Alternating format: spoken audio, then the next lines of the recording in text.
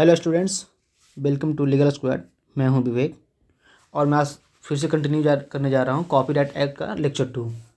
तो लेक्चर 1 में हम लोग पढ़े थे कॉपीराइट एक्ट है क्या, तो कॉपीराइट एक्ट कब इनेक्ट हुआ, कब बना, कब लागू हुआ। ठीक है, तो कॉपीराइट एक्ट में सबसे कितने चैप्टर है ये पढ़े थे हम लोग। तो टोटल 15 चैप्टर्स है। ठीक है, कॉपीराइट एक्ट में टोटल 15 चैप्टर्स है एंड 29 सेक्शन है। ठीक है, तो ये हम लोगों ने कल डिस्कस किया है। अगर आप लोग लेक्चर नहीं देखे हैं तो पिछले लेक्चर में है, जाके देख सकते हैं।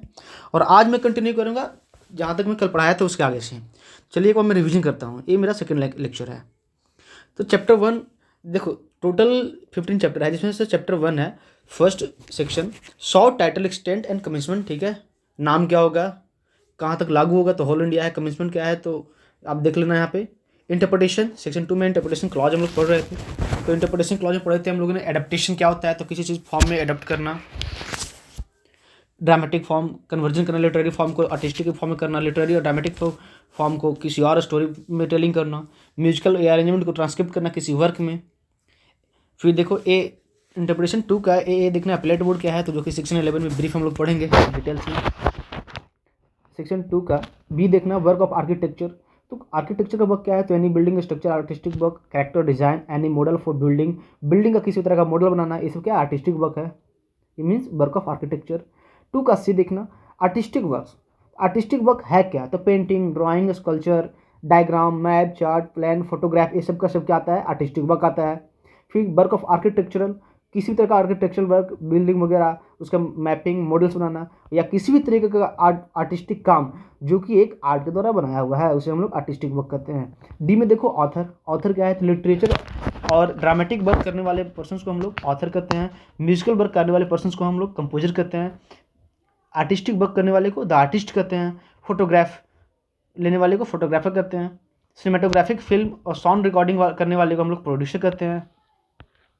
और देखो लिटरेचर, ड्रामेटिक और म्यूजिकल वर्क, आर्टिस्टिक वर्क जो कि कंप्यूटर के द्वारा किया है, तो जिस पर्सन ने कंप्यूटर के द्वारा किया है उसे हम लोग उसी को ऑथर कहते हैं। ठीक है, यहाँ पे देखो डीडी में आया ब्रॉडकास्ट मीन्स क्या होता है, तो communication to the public by any means of wireless diffusion और वायर डिफ्यूजन, जैसे कि मैं कल भी डील कर दिया हूँ, आज मैं रिविजन करवा रहा हूँ। ई में देखो कैलेंडर है, तो जो इंग्लिश कैलेंडर है 1 जनवरी से स्टार्ट होता है और 31 दिसंबर को लास्ट होता है, ग्रेगोरियन कैलेंडर। एफ में देखना cinematographic film, any work of visual recording, sound recording साथ में विजुअल रिकॉर्डिंग होना, उसे सिनेमेटोग्राफ कहते हैं।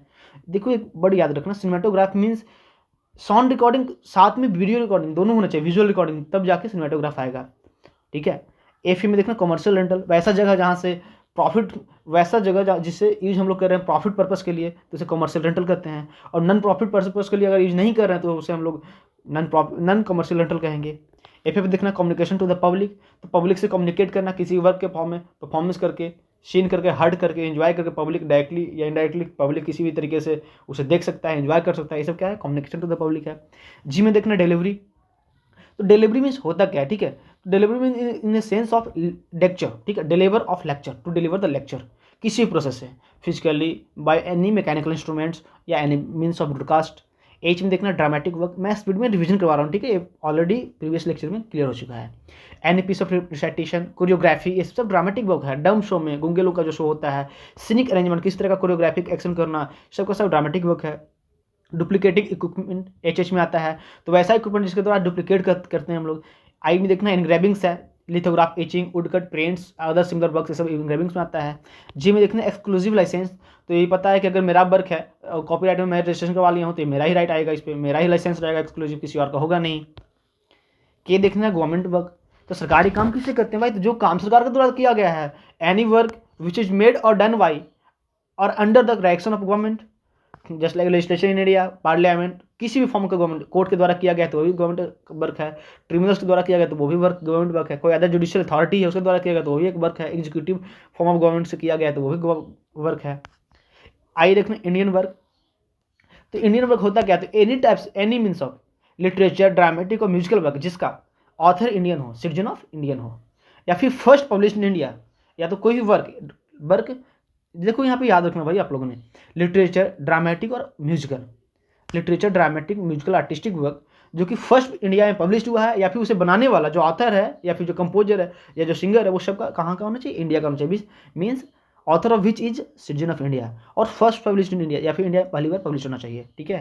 या कोई भी अनपब्लिश्ड वर्क, मैं कल भी बताया हूँ कि अनपब्लिश्ड और पब्लिश्ड वर्क होता क्या है। तो जिस वर्क को हम लोग रजिस्ट्रेशन करवा लेते हैं कॉपीराइट एक्ट अकॉर्डिंग, ठीक है, उसे हम लोग पब्लिश्ड वर्क करते हैं। और जिस वर्क का पब्लिकेशन नहीं होता है, मीन्स अभी मान लीजिए कि मैं कोई एक बुक बनाया हूँ, ठीक है, कंपाइलेशन किया हूँ, और उस बुक का कॉपीराइट एक्ट में रजिस्ट्रेशन नहीं हुआ है, तब अभी तक जब तक रजिस्ट्रेशन नहीं हुआ है तब तक वो अनपब्लिश्ड वर्क है। बट जैसे ही वो और रजिस्ट्रेशन हो जाएगा वैसे ही वो पब्लिश्ड वर्क हो जाएगा। तो अनपब्लिश्ड वर्क भी अगर इंडियन सिटीजन के द्वारा किया गया है तो वो भी इंडियन वर्क कहलाएगा। एम देखना इन्फ्रिंजिंग कॉपी। तो इन्फ्रिंजिंग कॉपी होता क्या है, तो भाई इन्फ्रिंज कर वायर एनी अदर प्रोडक्ट जो कि इन्फ्रिंज के द्वारा, मतलब कॉपीराइट के द्वारा हम लोग के अगेंस्ट में हम लोग यूज किए हैं। जैसे कोई भी लिटरेरी वर्क, मान लो कि मैं यहाँ पे जैसे हाफ गर्लफ्रेंड आपका नॉवेल है, उसे मैं अगर जो बनाया मैं फिर से लिखा हूँ तो वो एक इन्फ्रिंजिंग कॉपी है। क्यों? क्योंकि वो ऑलरेडी उन्हीं का लिखा हुआ है, चेतन भगत का। अगर कोई नॉवेल्स है, कोई स्टोरी है, मैं उसका फिर से कंपोजिंग क्या करता हूँ, फिर से ऑथराइज करता हूँ, कंपाइल करता हूँ, तो वो इन्फ्रिंजिंग कॉपी होगा, ठीक है। तो infringing copy means illegal copy, ठीक है, डुप्लीकेट कॉपी। तो डुप्लीकेट कॉपी किसका बनेगा, तो वर्क क्या, पहले तो कॉपीराइट वर्क का, तो लिटरेरी वर्क का, कोई भी लिटरेचर का डुप्लीकेट होता है, कोई ड्रामा का भी डुप्लीकेट हो जाता है, कोई म्यूजिक का भी डुप्लीकेट होता है, आर्टिस्टिक वर्क का भी डुप्लीकेट होता है, कोई मॉडल का भी डुप्लीकेट होता है, तो वो सब इन्फ्रिंजिंग कॉपी होता है, ठीक है। इन रिलेशन टू सिनेमेटोग्राफिक फिल्म, ठीक है, सिनेमेटोग्राफिक फिल्म के रिलेशन में भी डुप्लीकेशन होता है, इन्फ्रिंज होता है। जैसे कोई मूवी है, उसका सीन का तुमने या फिर किसी ने भी कॉपी करके खुद के पर्सनल कॉमर्शियल पर्पज के कहीं पे यूज कर रहा, वो भी सिनेमेटोग्राफिक फिल्म में आता है, वो भी इन्फ्रिंज होना। साउंड रिकॉर्डिंग, ठीक है, किसी पर्सन का साउंड रिकॉर्डिंग है और उसे आप खुद के क्लेम कर रहे हो तो वो भी इन्फ्रिंज होता है, यानी कि कॉपीराइट। अगर तो देखो कॉपीराइट इन्फ्रिंज कब होगा, जब एक कोई साउंड है और जिस पर्सन का साउंड है अगर उसने रजिस्ट्रेशन करवा चुका है कॉपीराइट में कि ये भाई इस साउंड के लेकर मैं कॉपीराइट रजिस्ट्रेशन करवा दिया हूँ, तब जाकर अगर किसी पर्सन ने यूज करेगा तब वो इन्फ्रिंज कहलाएगा, ठीक है। बट जब तक कॉपीराइट एक्ट के अंदर रजिस्ट्रेशन नहीं होगा तब तक इन्फ्रिंजमेंट नहीं आएगा। तो जब भी कॉपीराइट इन्फ्रिंजमेंट आएगा तो रजिस्ट्रेशन के बाद ही, मीन्स पब्लिश्ड वर्क पे, अनपब्लिश्ड वर्क पे कभी भी इन्फ्रिंजमेंट नहीं आता है। या देखना आपने, या किसी कोई प्रोग्राम है, परफॉर्मेंस है पब्लिकली, ठीक है, या कोई ब्रॉडकास्टिंग रिप्रोडक्शन है, ब्रॉडकास्टिंग करना किसी भी चीज़ को, कोई राइट और परफॉर्मेंस राइट, ठीक है।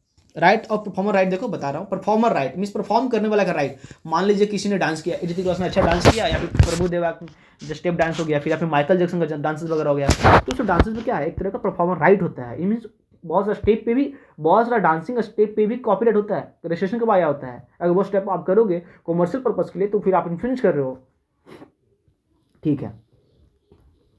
चलो अब हम लोग एन में देखते हैं, इंटरप्रिटेशन क्लास 2 का एन में लेक्चर है। तो लेक्चर में क्या होता है, मैं पहले बताया हूँ कल, लेक्चर में क्या होता है, एनी तरह का एड्रेस, किसी को एड्रेस करना, स्पीच देना, या फिर सरमन देना। देखो सरमन में क्या होता है ना, प्रीचिंग करना, मीन्स अपने थॉट को बढ़ाना, ठीक है। सरमन में जैसे कि लॉर्ड बुद्धा, लॉर्ड महावीर स्वामी, ये सब क्या किया, सरमन देते थे, मीन्स अपने धार्मिक, रिलीजियस और खुद के बिलीफ को, फिलॉसफी को बढ़ाते थे। तो सरमन करना, ठीक है, प्रीच करना, किसी को पढ़ाना। तो एड्रेस, स्पीच एंड सरमन किसी तरह का वो लेक्चर में आता है। फिर देखो आप लिटरेरी वर्क, लिटरेरी वर्क क्या है, तो एनी की याद देखो, लिटरेरी वर्क में कंप्यूटर प्रोग्राम्स भी आता है, ठीक है, कोई टेबल्स है, कंपाइलेशन है, ठीक है, कंप्यूटर प्रोग्राम के साथ कोई डाटाबेस है, वो सब का सब लिटरेरी वर्क हो गया, ठीक है। मैं कोई बुक लिख रहा हूँ, अगर हाथ से लिख रहा हूँ, ठीक है, अपने पेन से, अपने कॉपी पेजेस पे, तो वही लिटरेरी वर्क है। अगर मैं कोई बुक का कंपाइलेशन कंप्यूटर में कर रहा हूँ, टाइपिंग कर रहा हूँ, या फिर पीपीटी के फॉर्म में कर रहा हूँ, तो वो भी मेरा लिटरेरी वर्क है। तो literary work means include any computer programs, tables, compilations, databases, any computer programs, means software making, सब लिटरेरी वर्क में आता है, याद रखना, सॉफ्टवेयर मेकिंग भी लिटरेरी वर्क में आता है। फिर देखो म्यूजिकल वर्क, तो म्यूजिकल वर्क क्या होता है भाई, तो भाई किसी तरह का म्यूजिक का कंपोजिशन करना, म्यूजिक का कंपोजिशन करना, music and graphical notation, graphical notation देखना, म्यूजिक, हर म्यूजिक का एक अलग अलग पिच होता है, हर्ट्ज होता है, हर साउंड का एक फ्रीक्वेंसी होता है, ठीक है। तो वो ग्राफिकल नोटेशन और म्यूजिक का कॉपी करना, वो भी म्यूजिकल वर्क कहलाता है। फिर देखो परफॉर्मेंस, परफॉर्मेंस क्या है, तो पब्लिकली परफॉर्म करना, ठीक है। अगर मैं अभी यहाँ पे पढ़ा रहा हूँ तो मैं भी एक परफॉर्म कर रहा हूँ पब्लिकली, अगर किसी ने डांस कर रहा है तो वही पब्लिकली डांस कर रहा है, अगर किसी ने एक्टिंग कर रहा है तो वही पब्लिक में परफॉर्म कर रहा है। तो परफॉर्मेंस को लेकर ही परफॉर्मर राइट का होता है, ठीक है, परफॉर्मर राइट, याद रखना, परफॉर्म करने वाला का राइट फिक्स होता है उस पर, जैसे मीन्स। तो परफॉर्मिंग कैसे करेंगे, तो मीन्स एनी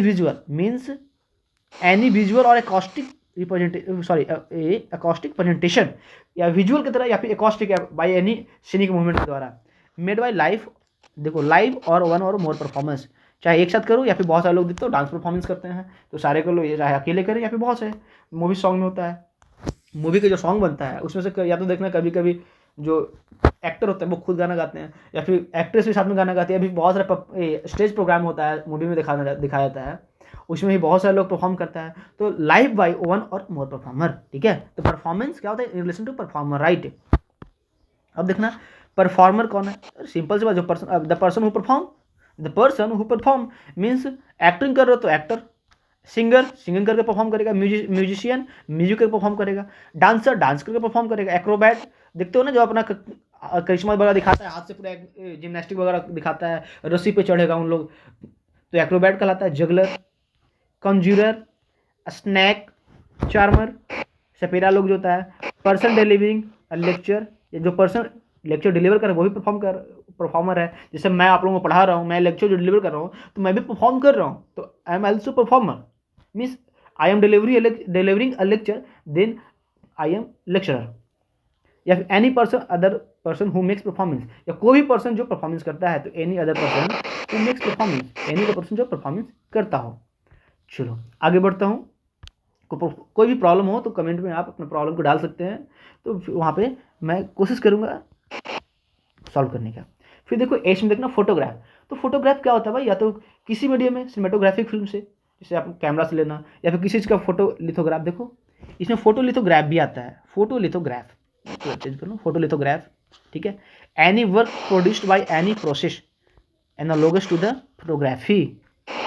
फोटोग्राफी के एनालोगस में क्या होता है, देखना यहाँ पे बहुत सारा बड़ा होता है सेम, एनालोगस मीन सेम तरीके से दिखना, एनालोगस टू द फोटोग्राफी, जो कि फोटोग्राफी के तरीके लगे। एनालॉजी क्या हो कि फोटोग्राफी ही है। फोटोलिथोग्राफ, ठीक है। फोटोलिथोग्राफ क्या होता है कि किसी चट्टानों पे, किसी रॉक सरफेस पे क्या करना, फोटोग्राफी कर देना, वही फोटोग्राफ में आता है। Any work produced by any process, या कोई भी वर्क जो किसी प्रोसेस के द्वारा प्रोड्यूस हुआ है वो सब फोटोग्राफ के अंदर आता है। जिसमें ऑलरेडी ये देखना, इसमें याद रखना मैं रेड से मार्क करता हूँ, but does not include any part of cinematograph film, but cinematograph film का कोई भी पार्ट फोटोग्राफ नहीं कहलाएगा। याद रखना इस चीज़ को। फोटोग्राफ में क्या होगा, नॉर्मल से टर्म में समझना, जिस चीज़ को हम लोग फोटो कहते हैं, फोटोग्राफ कहते हैं, वही फोटोग्राफ आपका कॉपीराइट में भी है। जैसे फोटो शॉट करना, कैमरा से लेना, किसी भी चीज़ का फोटो ऐसे रियल में इमेज बनाना, किसी भी तरह का व्यू बनाना, वो सब फोटोग्राफ में आता है। बट सिनेमेटोग्राफी, सिनेमा का कोई भी पार्ट को फोटोग्राफ नहीं कहते हैं। चलो अब टी में आते हैं। प्लेट क्या होता है, देखो प्लेट क्या होता है। प्लेट मीन्स होता क्या है, यानी कि आप लोग देखे होंगे आज तो कंप्यूटराइज हो गया सारे कुछ, पहले के समय में या फिर ज़्यादा नहीं 10-5 साल पहले या फिर अभी भी दिखता है, बहुत सा जो कार्ड वगैरह छपता है, इन्विटेशन कार्ड या शादी का कार्ड वगैरह जो होता है ना, इन्विटेशन कार्ड वगैरह, वो एक प्लेट बना होता है, उस पर लिखा होता है और कलर लगा के उसके साट दिया जाता है, टप कर प्रेस कर दिया जाता है, उससे एक नया पेपर लगता है। तो जिस शीशे का जो प्लेट होता है ना, उस प्लेट को बोलते हैं प्लेट, जिससे स्टेरियोटाइप, जिससे हम लोग वो स्टेरियोटाइप, देखो स्टेरियोटाइप या other plate, stone, block, moulds, matrix, transfer, negatives, जिससे हम लोग डुप्लीकेटिंग इक्विपमेंट भी कहते हैं। क्या, डुप्लीकेटिंग इक्विपमेंट, जिसके द्वारा कोई और कॉपी को कॉपी करते हैं। Other device is or internet to use for printing, जिससे हम लोग प्रिंट करने के लिए इस बटन से प्लेट करते हैं, ठीक है। एनी स्टेरियोटाइप या एनी अदर प्लेट या एनी स्टोन पीस या एनी ब्लॉक, जिसके यूज कर सकते हैं हम लोग प्रिंटिंग करने के लिए, छापने के लिए, उसे हम लोग प्लेट करते हैं, ठीक है। चलिए, जिससे बहुत सारे कॉपीज रिप्रोड्यूस करते हैं। अब देखना यू में देखना प्रिस्क्राइब्ड है। तो प्रिस्क्राइब्ड मीन्स क्या होता है, जैसा कि ऑलरेडी सारे एक्ट में देखो, means prescribed by rules made under this act. इस एक्ट के अंदर जो भी रूल के अंदर प्रिस्क्राइब्ड है वो सब प्रिस्क्राइब होता है। ये सिंपल से टर्म है, ज़्यादातर एक्ट में डिफिनेशन दे देता है। चलो प्रोड्यूसर क्या है, द पर्सन हु प्रोड्यूस, जो प्रोड्यूस करता है, तो क्या प्रोड्यूस करेगा, तो प्रोड्यूसर किसकी, देखो किस पर्सन को प्रोड्यूसर कहते हैं, तो the person who creating cinematographic film sound recording, उसे हम लोग प्रोड्यूसर कहते हैं। तो in relation to cinematograph film sound recording, इसे हम लोग क्या कहते हैं, प्रोड्यूसर, ठीक है। मीन्स अ पर्सन, यहाँ पे देख लो ना डेफिनेशन भी है, means a person who takes the initiative and responsibility for making the work, मतलब कि जो पर्सन सारे वर्क को करवाने के लिए रिस्पॉन्सिबिलिटी लेता है उसे हम लोग प्रोड्यूसर कहते हैं। एक्टर जो होता है उसमें एक्टिंग करता है, कोई एक मूवी का एग्जांपल लेता हूँ, ठीक है, पुष्पा का एग्जांपल लेता हूँ। तो पुष्पा में जो अल्लू अर्जुन जो एक्टिंग करते हैं वो एक्टर हैं। एक्ट्रेस जो है आपका ये स्मृति मंदाना, वो एक्ट्रेस है। और फहद फासिल वो भी एक एक्टर है, जो कि निगेटिव रोल में दिखाया गया है, पुलिस IPS के फॉर्म में है। तो ये सब क्या है, एक्टर हैं, ठीक है। तो ये प्रोड्यूसर नहीं हुए, ये सब रिस्पॉन्सिबिलिटी नहीं लिए कि मैं मूवी बनाऊंगा, मैं प्रोड्यूस करूंगा, नहीं, ये सब एक्टिंग करने के लिए पैसे ले रहे हैं। जिस पर्सन ने रिस्पॉन्सिबिलिटी लिया सारे चीज़ को दिखाने के लिए, सारा सीन को बनाने के लिए, कोरियोग्राफी को करने के लिए, सारे पर्सन को ऑर्गेनाइज करने के लिए, उसे हम लोग प्रोड्यूसर कहते हैं, ठीक है। तो the person who takes the initiative and responsibility for the making the work, ठीक है, जो पर्सन सारे काम करवाने के लिए रिस्पॉन्सिबिलिटी लेते हैं, कौन से काम, तो सिनेमेटोग्राफिक फिल्म, ठीक है, उसे हम लोग प्रोड्यूसर कहते हैं। चलो अब आता है रेप्रोग्राफी। क्या है भाई, रेप्रोग्राफी। नेक्स्ट इंटरप्रिटेशन 2 का एक्स। रेप्रोग्राफी मीन्स क्या होता है, मीन्स अरे फोटो कॉपी करना, ठीक है, सिंपल सी टर्म। तो making of A copy of A work, किसी भी वर्क का कॉपी करना। Making of means the making of copy of A work, किसी वर्क का कॉपी करना, उसे हम लोग रेप्रोग्राफी करते हैं। मीन्स छाप देना किसी का भाई हु बहू एज इट इज, होता है फोटो कॉपी कर लो, just like what why photocopying. देखो फोटो कॉपिंग और सिमिलर मीन्स या तो फोटो कॉपी करो या फिर कुछ और तरीके से करना। तो सिंपल सी टर्म है making of copy of A work. चलो इंटरप्रिटेशन क्लॉज 2XA, ठीक है। यहाँ पे देखते हैं हम लोग राइट मैनेजमेंट क्या है। Right management information, right management information है क्या, ठीक है। तो कोई भी टाइटल देखते हैं ना, कोई काम करता है उसका टाइटल होता है, ठीक है। तो टाइटल या other information identifying the work और परफॉर्मेंस, देखते हैं ना कोई टाइटल होता है भाई, एक मैं बुक लिख रहा हूँ तो उस बुक का टाइटल क्या है, तो वो राइट मैनेजमेंट इन्फॉर्मेशन, जिससे सारा चीज़ दिख जाए, ठीक है। तो टाइटल क्या, कोई उलझुल जुल आलतू फालतू टाइटल रखेंगे नहीं, मीन्स रेलेवेंस रखना होगा कि जिसके टाइटल से ही समझ जाए सारा स्टोरी मेरा। कोई मूवी है तो मूवी का नाम से ही सारा मूवी के एक मतलब कि सेंस समझ जाए कि इस मूवी का मतलब है क्या, मूवी में होने वाला क्या है। तो वही है राइट मैनेजमेंट इन्फॉर्मेशन, जिससे रियल में मैनेजमेंट का इन्फॉर्मेशन क्या है वो निकल जाए। नेम ऑफ ऑथर, ठीक है, ऑथर का नाम होना चाहिए और परफॉर्मर का नाम होना चाहिए। इसलिए लिखते हो ना, मूवी ऐसे बनता है तो जो कंपोजर होता है उसका नाम लिखा होता है, म्यूजिशियन को लिखा रहता है, लाइरिसिस्ट का नाम लिखा होता है, एक्टर का नाम लिखा होता है। क्यों रखा होता है, क्योंकि राइट मैनेजमेंट इन्फॉर्मेशन सारा के अंदर कॉपी राइट अंदर के अंदर कॉपी राइट अंदर एक्टर के अंदर मेंशन करना होता है। Name and address of the owner, owner का नेम और एड्रेस मेंशन करना होता है, ठीक है। टर्म एंड कंडीशन, सारे जितने भी है राइट, किसका कितना राइट है, कितना परसेंटेज किसका पार्टीशन है, सबका कंडीशन मेंटेन करना होता है, ठीक है। या फिर एनी नंबर, जो नंबर या फिर code that represent the information, जो इन्फॉर्मेशन को रिप्रेजेंट करता है वो सबको भी मेंशन करना होता है। तो right management information means manage करने का इन्फॉर्मेशन मेंशन होना चाहिए इसमें, ठीक है। जिससे में कोई भी टाइटल, बुक का टाइटल, म्यूजिक का टाइटल होता है ना, म्यूजिक देखो तो म्यूजिक का टाइटल दे दिया होता है, ये सब क्या है राइट मैनेजमेंट इन्फॉर्मेशन में आता है, ठीक है। कोई एक ड्रामा हो रहा है तो ड्रामा का टाइटल, कोई एक बुक लिख रहा हो, नॉवल लिख रहा हो, नॉवल का टाइटल ऑथर बना देता है, कोई मूवी बन रहा है मूवी का टाइटल, ये सब क्या है राइट मैनेजमेंट इन्फॉर्मेशन के अंदर आता है, ठीक है। चलो अब इंटरप्रिटेशन 2 का एक सेक्शन देखते हैं, साउंड रिकॉर्डिंग। तो साउंड रिकॉर्डिंग होता है क्या भाई, तो भाई जो हम लोग साउंड रिकॉर्डिंग करते हैं उसे ही साउंड रिकॉर्डिंग करते हैं, है ना। तो means recording of A sound from which a sounds may be produced, किसी भी साउंड का रिकॉर्डिंग करना और उसे प्रोड्यूस करना रिगार्डलेस ऑफ मीडियम, ठीक है, रिगार्डलेस मीडियम या फिर किसी मीडियम में कोई इशू नहीं है। तो सिंपल से टर्म याद रखना भाई, recording of A sound, recording of A sound, ठीक है, this such sound may be produce, और जिस साउंड को हम लोग बाद में प्रोड्यूस कर सकते हैं, ठीक है, वो सिंपल से टर्म है साउंड। देखो XXA, ठीक है, विजुअल रिकॉर्डिंग, भाई वीडियो रिकॉर्डिंग करना, विजुअल रिकॉर्डिंग। तो ये देखो सिंपल से टर्म है, means the recording in any medium, the recording in any medium, किसी मीडियम में रिकॉर्ड करना, बाय एनी मेथड, ठीक है, बाय एनी मेथड, जैसे स्टोरी के फॉर्म में। इलेक्ट्रॉनिक मीन्स में भी होता है ना रिकॉर्डिंग, इलेक्ट्रॉनिक मीन्स में रिकॉर्डिंग करना, मूविंग इमेज के फॉर्म में करना, या फिर किसी भी रिप्रेजेंटेशन के फॉर्म में देयर ऑफ में करना, जिससे हम लोग बाद में कम्युनिकेट कर सकते हैं किसी मेथड के द्वारा, ठीक है।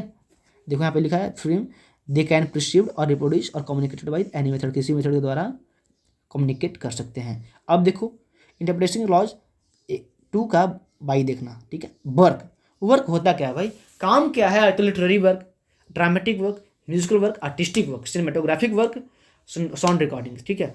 वही कॉपीराइट के अंदर, ठीक है, क्या काम होगा कॉपीराइट के अंदर, किस कामों पे कॉपीराइट आएगा, ठीक है। तो लिटरेरी वर्क जो लिटरेचर का काम होता है उस पर आएगा। तो लिटरेचर के अंदर क्या क्या होता है, तो बुक लिखना, नॉवेल लिखना, कंप्यूटर प्रोग्राम बनाना, ठीक है, सब सबका क्या आता है लिटरेरी वर्क के अंदर आता है। ड्रामेटिक क्या होता है, जिसके अंदर जितना भी ड्रामा वगैरह होता है, जितना भी सीनिक मूवमेंट है, सारा का सारा ड्रामेटिक वर्क के अंदर आता है। म्यूजिकल, तो जितना भी तरह का म्यूजिक है, म्यूजिक का काम है, म्यूजिक से रिलेटेड काम है, सब सारा म्यूजिकल वर्क के अंदर आता है। आर्टिस्टिक, जितने भी तरह का आर्ट है, sculpture, painting, drawing, map, notation, chart, representation, इस सबका सब आर्टिस्टिक वर्क के अंदर आता है, ठीक है। तो वर्क क्या है, तो literary, dramatic, artistic, musical work, किसी तरह का सिनेमेटोग्राफिक वर्क, फिल्म, साउंड रिकॉर्डिंग, इस सब का सब वर्क आता है। फिर देखो 2 का जेड देख लेना जी, work of joint authorship, joint authorship का वर्क।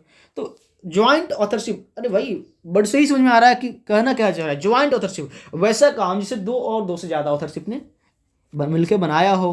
तो देख लो सिंपल सी टर्म एक डेफिनेशन है, means a work produced by collaboration of two or more author, देख रहे हो ना, collaboration of two or more author, जिसे दो से ज़्यादा ऑथर मिलके बनाया हो, मीन्स कॉन्ट्रीब्यूशन ऑफ वन, जिसमें contribution of one author is not distinct from contribution of, means दोनों का मिला जुला, किसी का अलग बटा हुआ नहीं है, तो इसे हम लोग कहते हैं work of joint authorship. Means मान लो कि मैं एक और पर्सन, ठीक है, मैं विवेक हूँ, ठीक है, मैं विवेक हूँ, सिंपल सिस्टम यहाँ पर समझा रहा हूँ, विवेक, और प्लस मान लो कि मेरा एक फ्रेंड है, तो उसका नाम रख देता हूँ करण, ठीक है, हम दोनों ने मिलकर कोई एक बुक बनाया, ठीक है, एक बुक है जिसका नाम मैं लग देता हूँ द लॉ ऑफ स्टूडेंट्स, ठीक है।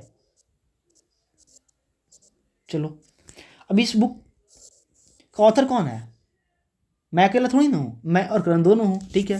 तो इस कंडीशन में, इस केस में ज्वाइंट ऑथरशिप आ जाएगा। Joint authorship means work of joint authorship, single authorship का नहीं है। और फिर देखो यहाँ पे मैं विवेक हूँ, मैं एक अकेले भी एक बुक का ऑथराइजेशन किया, कंपाइलेशन किया, उस बुक का नाम है द सिम्टम, SYMPTM सिम्टम्स। इसमें डील किया हूँ मैं, मतलब कि बहुत सारा स्टूडेंट्स का जो मतलब लेजनेस वगैरह होता है, क्या क्या मतलब सिम्टम्स, स्टूडेंट्स कैसे, मतलब ब्रिलियंट स्टूडेंट का क्या आइडेंटिफिकेशन है, लेजिस का क्या है, प्रोक्रेस्टिनेट करने का क्या सिम्टम्स है। तो ये देखो द बुक सिम्टम्स जो है ना, इसका ऑथर क्या है, सिंगल ऑथर है विवेक, बट द बुक जो है द लॉ ऑफ स्टूडेंट्स, जो स्टूडेंट्स का जो लॉ क्या होता है, अपनी थ्योरी क्या होता है, तो इसका ऑथरशिप कोई एक नहीं दो है। इस कंडीशन में वर्क ऑफ ज्वाइंट ऑथरशिप कहलाएगा, वर्क ऑफ ज्वाइंट ऑथरशिप। चलो समझ गए होंगे आप लोग।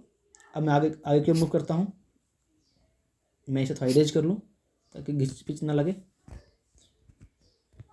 चलो, work of sculpture, work of sculpture, ठीक है, इंक्लूड कास्ट एंड मॉडल्स। तो स्कल्पचर का वर्ड क्या होता है, क्या वर्क क्या होता है, तो कास्ट एंड मॉडल्स। कास्ट जानते हो ना, किसी तरीके का मतलब कोई अपना रोल अदा करना या फिर कोई मॉडल्स बनाना, ठीक है। जैसे राम मंदिर भी बना, तो राम मंदिर बनने के पहले राम मंदिर का एक मॉडल बना कि कहाँ, मतलब सारा एकदम सेम टू सेम छोटे फॉर्म में, ठीक है, तो मॉडल बनाना और कास्ट, वर्क ऑफ स्कल्पचर ये होता है, कलाकारी करना। चलो, अब हम लोग चैप्टर 1 सेक्शन 1 पढ़ लिया। सेक्शन 1 क्या है, सेक्शन 2 क्या है, सॉरी सेक्शन 1 में है short, title, extent and commencement. Section 2 में है, सेक्शन 1 में short, title, extent and commencement. Section 2 में है इंटरप्रिटेशन क्लॉज, जिसे हम लोग ए से लेकर जेड ए तक पढ़े हैं। और देखो सेक्शन 3 आज अभी से चालू करने वाले हैं, ठीक है। वर्क ऑफ स्कल्पचर, ठीक है, work of sculpture, work of sculpture, sorry section 3 means meaning of publication. Publication होता क्या है, ठीक है।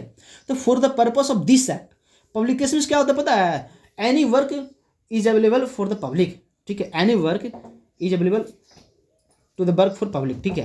तो कोई वर्क जो कि पब्लिक के लिए अवेलेबल हो, उसे हम लोग क्या कहते हैं, publication. Means any, means making a work available, देखो making a work available to the public, ठीक है, बाय इशू, किस तरीके से, तो बाय इशू अ कॉपीज और by communicating the work to the public, किसी भी तरीके से किसी वर्क को पब्लिक के लिए अवेलेबल कराना, उसे हम लोग कहते हैं पब्लिकेशन। देखो इसका टर्म के मतलब तोड़ दो, अगर तोड़ दिया जाओ ना, देखो breaking the meaning is the best form of understanding the meaning, ठीक है, breaking of meaning is the best form understanding the meaning. Publication, public के लिए अवेलेबल करा देना, इस चीज़ को पब्लिकेशन कहते हैं। जब तक वो पब्लिक अवेलेबल नहीं है उसे, देखो इसलिए हम लोग बोलते हैं अनपब्लिश्ड वर्क, और जब हम लोग पब्लिश करते हैं उसे हम लोग कहते हैं पब्लिश्ड वर्क, ठीक है। तो मीनिंग ऑफ पब्लिकेशन क्या है सेक्शन 3 में, याद रख लेना, making a work available to the public, public के लिए अवेलेबल करा देना किसी काम को, उसे हम लोग कहते हैं पब्लिकेशन। किस तरीके से, तो by any means of method, by issuing a copy issue करके, या फिर communicating the work to the public के पास कम्युनिकेट करना। चलो सेक्शन 4 देखते हैं। When work not deemed to be published or perform in public, जब कोई वर्क को, किसी वर्क को पब्लिक में परफॉर्म नहीं करेंगे, पब्लिक को पब्लिश नहीं किया जाए, तब क्या कहेंगे उसे हम लोग, तो उसे हम लोग अनपब्लिश्ड वर्क कहते हैं। और हमेशा कॉपीराइट जो क्लेम आता है ना, पब्लिश्ड वर्क को ही आता है। अगर मैं ये जो लेक्चर डिलीवर कर रहा हूँ, ठीक है, तो मैं भी एक परफॉर्म कर रहा हूँ, तो मैं भी परफॉर्मर हूँ। मैं क्या परफॉर्म कर रहा हूँ, लेक्चर परफॉर्म कर रहा हूँ, मीन्स मैं लेक्चरर हूँ, ठीक है। तो मैं जिस काम का जो परफॉर्मेंस कर रहा हूँ, मैं जिस काम को प्रोडक्ट कर रहा हूँ, पब्लिक कर रहा हूँ, सॉरी मैं जिस काम को क्रिएट कर रहा हूँ, ये वर्क, जिस वर्क को क्रिएट कर रहा हूँ, इस वर्क का रजिस्ट्रेशन नहीं होगा जब तक ना, तब तक कॉपीराइट क्लेम नहीं हो पाएगा, ठीक है। लेकिन जैसे ही इस लेक्चर पे, इस मेरा वीडियोस पे और किसी भी तरह का नोट्स पे, कॉपी, किसी तरह का क्रिएशन पे अगर कॉपीराइट का रजिस्ट्रेशन हो गया, उसके बाद कॉपीराइट इन्फ्रिंजमेंट आता है। तो सेक्शन 4 में क्या बोलता है, when work not deemed to published, कब किसी काम को पब्लिश नहीं मानेंगे या फिर पब्लिकली परफॉर्म नहीं मानेंगे, तो जब तक उसका पब्लिश रजिस्ट्रेशन नहीं हुआ है, ठीक है। तो देखो infringement of copyright, exception in relation to infringement of copyright, copyright का इन्फ्रिंजमेंट का एक्सेप्शन है, क्योंकि इसमें कॉपीराइट नहीं आता है जब तक कि पब्लिश नहीं हुआ हो, ठीक है। Work shall not be deemed to be published और performed in public if published, ठीक है, और performed in public without the licence of owner of copyright. देखो सिंपल से यही बता, without the licence of owner of copyright, जब तक कॉपीराइट के ऑनर के पास लाइसेंस ना हो किसी काम का, तब तक उस काम को पब्लिश नहीं माना जाएगा। सिंपल टाइम याद रख लेना। चलो सेक्शन 5 देखते हैं। When work deemed to be first published India, जब किसी वर्क, कब हम लोग किसी भी काम को मानेंगे कि ये काम पहला बार इंडिया में ही हुआ है, ठीक है, होता है ना जी कि ये काम पहली बार इंडिया में ही हुआ, कब मानेंगे? तो या तो वो काम पहली बार इंडिया में ही हो, पब्लिश्ड हो, या तो फिर उसे करने वाला इंडियन हो, याद रखना, ठीक है। देखना, shall deemed to be first published in India, ऐसा माना जाए कि इंडिया में ही पब्लिश है। कब? तो it has been publish simultaneously या साइमल्टेनियसली या फिर एक के साथ 2-3 कंट्री में एक साथ पब्लिश्ड हो। देखो published simultaneously in some other countries, ठीक है, उसमें भी, या फिर, ठीक है। तो फर्स्ट पब्लिश्ड इन इंडिया, देख लो, first published in simultaneously in India and in the another country, एक साथ भी हुआ तो कोई इशू नहीं है, बट हुआ तो है एक बार ही ना, या फिर उसके पब्लिश करने वाला इंडियन ही हो, उसे हम लोग कहते हैं फर्स्ट पब्लिश्ड इन इंडिया, ठीक है। सेक्शन 6 देखना, certain dispute to be decided by appellate board. Appellate board क्या होता है? तो जहां अपील जाता है, सिंपल सिस्टम है, जहां अपील जाता है, ठीक है। तो अपीलेट बोर्ड होता क्या है? उसका डिस्प्यूट वगैरह जाता है। तो whether a work has been published, जब कोई वर्क पब्लिश्ड हो गया, ठीक है, whether a work has been published और as to date work was published for the purpose of chapter 5, ठीक है, या तो कोई वर्क पब्लिश्ड हो गया या फिर वर्क पब्लिश्ड होने वाला हो गया था, whether a term of copyright for any work is shorter in the any country that provided in respect of any under this act, ठीक है। सिंपल से देख लेना, समझ लेना, अपीलेट बोर्ड होता क्या है? तो किसी भी पब्लिश्ड वर्क से रिलेटेड, ठीक है, कोई भी डिस्प्यूट आएगा तो वो कहाँ जाएगा? अपीलेट बोर्ड में जाएगा, ठीक है। किसी भी अनपब्लिश्ड वर्क है अगर उससे रिलेटेड है तो वो रिलेटेड कोई डिस्प्यूट है तो वो भी अपीलेट बोर्ड में जाएगा। अगर कोई अपीलेट बोर्ड कंटिन्यू, देखो अपीलेट बोर्ड समझेंगे कहाँ, तो हम लोग सेक्शन 11 में डिटेल्स में पढ़ेंगे। Appellate board constitute under section 11, ठीक है, और जिसका डिसीजन हमेशा फाइनल होता है। अपीलेट बोर्ड का हमेशा डिसीजन फाइनल होता है, decision there on shall be final. किसका? अपीलेट बोर्ड का। जिस तरीके से हमारे जुडिशरी सिस्टम में, हमारा जुडिशरी कैसा है? इंटीग्रेटेड सिस्टम है, ठीक है। हमारी जुडिशरी जो है इंटीग्रेटेड सिस्टम ऑफ जुडिशरी है इंडिया में, जैसे डिस्ट्रिक्ट कोर्ट, फिर हाई कोर्ट, और सारे स्टेट, बहुत सारा जितने भी स्टेट्स है, 28 स्टेट्स है, तो 28 हाई कोर्ट नहीं है, मतलब मीन्स 24 to 25 हाई कोर्ट्स हैं। तो सारे हाई कोर्ट्स के ऊपर कौन है? एक सुप्रीम कोर्ट है। और तो किसी भी डिस्ट्रिक्ट कोर्ट में कोई जजमेंट है उसे अपील करना है तो डिस्ट्रिक्ट हाई कोर्ट जाएंगे, किसी भी हाई कोर्ट का जजमेंट है उसे अपील करना तो सुप्रीम कोर्ट में जाएंगे। तो अपीलेट बोर्ड क्या है? सर इंडिया का सबसे फाइनल अपर लेवल का अपीलेट बोर्ड सुप्रीम कोर्ट है। वैसे ही कॉपीराइट से रिलेटेड अपीलेट मैटर कहाँ जाता है? तो अपीलेट बोर्ड में, ठीक है। सेक्शन 7 देख लो, nationality of author where making of unpublished work extended over considerable period, ठीक है। वर्क का नेशनलिटी, सॉरी ऑथर का नेशनलिटी मेन फैक्ट है, ठीक है। इन केस ऑफ, देख लेना, in case of any unpublished work, ठीक है, अगर कोई अनपब्लिश्ड वर्क है, ठीक है, या फिर the making of work is extended over a considerable period, किसी पीरियड के लिए एक्सटेंड कर दिया गया है, ठीक है, तो उसका जो मेन ऑथर है domiciled in the that country और विच ही वाज सिटीजन, ठीक है, वो जिस कंट्री का रहने वाला है या फिर जिस कंट्री का वो सिटीजन है, वो वर्क उसी कंट्री का माना जाएगा। मान लो कि ठीक है, मैं जो हूँ, मैं एक बुक बनाया हूँ, जो भी द लॉ बोला था, द लॉ ऑफ स्टूडेंट्स जो बुक बनाया, उसमें स्टूडेंट्स का क्या क्या अपना थ्योरी होता है, ठीक है। तो मैं इंडिया का रहने वाला हूँ, ठीक है, और मैं वो बुक का जो कॉपीराइट रजिस्ट्रेशन करवाया, तो मैं वो कहाँ का वर्क हो गया? उस वर्क का नेशनलिटी क्या है? तो इंडियन वर्क हो गया। अगर मैं रहने वाला हूँ कहाँ का? कनाडा का, तो ये वर्क जो होगा कैनेडियन वर्क होगा, ठीक है। अगर कोई इंडियन वर्क है मीन्स इंडिया में किया गया है और करने वाला फॉरेन का है, बट पहली बार कहाँ गया? इंडिया में गया है, first introduced in Indian, then that work we call that it as Indian work, ठीक है। डोमिसाइल्ड ऑफ कॉर्पोरेशन, किसी भी कॉर्पोरेशन का डोमिसाइल क्या होता है? तो अब बॉडी और कॉर्पोरेशन क्या होता है भाई कॉर्पोरेशन कंपनी, ठीक है। तो कोई भी body corporate shall be deemed to be domicile in India, किसी भी कंपनी को इंडियन कब मानेगा कि इंडियन कंपनी है भाई? या तो उसका रजिस्ट्रेशन इंडिया में हो, है ना, if it is incorporated under the law in enforce in India, वो जो है ना इंडियन लॉ के, जो इंडिया में जो लॉ इन्फोर्स है उसके अंदर इनकॉर्पोरेटेड हो, मीन्स जो जिस कंपनी का रजिस्ट्रेशन इंडियन लॉ के अंदर है उसे हम लोग इंडियन कंपनी मानेंगे, ठीक है। जिस कॉर्पोरेशन का डोमिसाइल इंडिया का है वो उस कंपनी का हम लोग डोमिसाइल ऑफ कॉर्पोरेशन इंडियन का मानेंगे, ठीक है। चलिए, अगर कोई तरह का प्रॉब्लम है तो कमेंट में आप लोग डाल सकते हैं। और ठीक है, आज के लिए इतना ही। मैं मिलता हूँ अगले लेक्चर में।